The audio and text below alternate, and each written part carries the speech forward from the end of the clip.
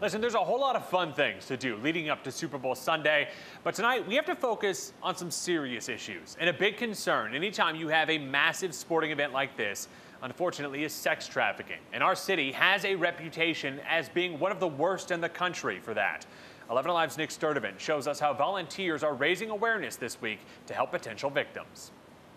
These are the faces of missing children in Metro Atlanta, more specifically, young women in their teens in danger of being caught up in a very disturbing trend. With Super Bowl festivities going on, the group Save Our Adolescents from Prostitution, or SOAP, says Atlanta could become ground zero for sex trafficking. They're handing out flyers with missing women's pictures and information in hopes someone might find them, as so many people converge on our city. But I'm standing before you today as living proof that freedom is possible and a life of joy and purpose is also more than possible. Megan Lumstrom was a sex trafficking victim. He repeatedly told me, "No one cares.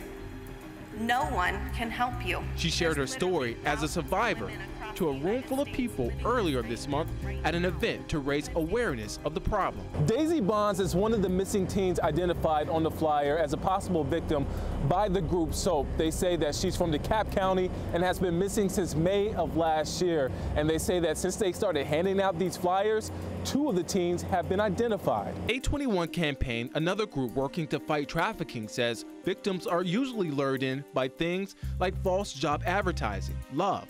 Oftentimes, young women are abducted. The group is asking people to be on the lookout for possible victims by keeping an eye out for signs of abuse, malnutrition, and if you notice someone who is being controlled.